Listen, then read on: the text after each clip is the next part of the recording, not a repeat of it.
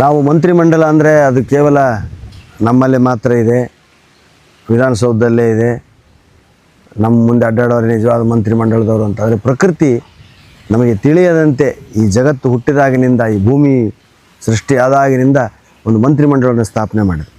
ಸ್ವರ್ಗ ಸರಕಾರದ ಮಂತ್ರಿಮಂಡಲ ಅಂತ ಅದಕ್ಕೆ ಹೆಸರು. ಯಾರ್ಯಾರು ಇಲ್ಲಿ? ರಾಷ್ಟ್ರಪತಿ ಯಾರು? ದತ್ತಾತ್ರೇಯ. ಪ್ರಧಾನಿ ಮಹಾದೇವ. ನಿರ್ಮಾಣ ಮಂತ್ರಿ ಬ್ರಹ್ಮದೇವ. ಗೃಹ ಮಂತ್ರಿ ಶ್ರೀ ವಿಷ್ಣು. ರಕ್ಷಣಾ ಮಂತ್ರಿ ಶ್ರೀ ಆಂಜನೇಯ. ಶಿಕ್ಷಣ ಸಮಾಜ ಕಲ್ಯಾಣ ಶ್ರೀ ಸರಸ್ವತಿ. ಕೃಷಿ ಹಾಗೂ ಜಲಸಂಪನ್ಮೂಲ ವರುಣದೇವ. ಮಾಹಿತಿ ಪ್ರಸಾರ ನಾರದ. ಗುಪ್ತಚರ ವಿಭಾಗ ಸೂರ್ಯದೇವ, CID ಎಲ್ಲ ನೋಡ್ತಿರ್ತಾರೆ. ವಿದೇಶ ಮಂತ್ರಿ ರತ್ನಾಕರ ಸಮುದ್ರ. ಕಾನೂನು ಮಂತ್ರಿ ಯಮ. ಸಂವಿಧಾನ ಶನಿದೇವ. ವಿದ್ಯುತ್ ಇಲಾಖೆ ಅಗ್ನಿದೇವ. ಅಸ್ತ್ರ ಮತ್ತು ಶಕ್ತಿ ದುರ್ಗಾಮಾತೆ. ವಿರೋಧ ಪಕ್ಷದ ನಾಯಕರು ದೈತ್ಯರು, ಪಿಶಾಚಿಗಳು. ಹೌದಾ? ನಮಗೆ ತಿಳಿಯದಂತೆ ಈ ಸೃಷ್ಟಿಯಲ್ಲಿ ಇಂಥ ಒಂದು ಮಂತ್ರಿಮಂಡಲ ಇದೆ.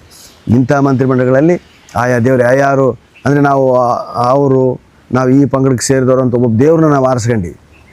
ಯಾವ ದೇವ್ರನ್ನ ಆರಿಸ್ಕೊಂಡ್ರು ನೀವಿರೋದು ಎಲ್ಲರ ಸರ್ಕಾರದಲ್ಲಿ, ಇವರೆಲ್ಲ ನಿಮಗೆ ಬೇಕು ಅನ್ನೋದಕ್ಕೆ ಇಂಥ ಒಂದು ಓದಿದ್ದನ್ನು ನಾನು ಬರೆದಿಟ್ಟುಕೊಂಡು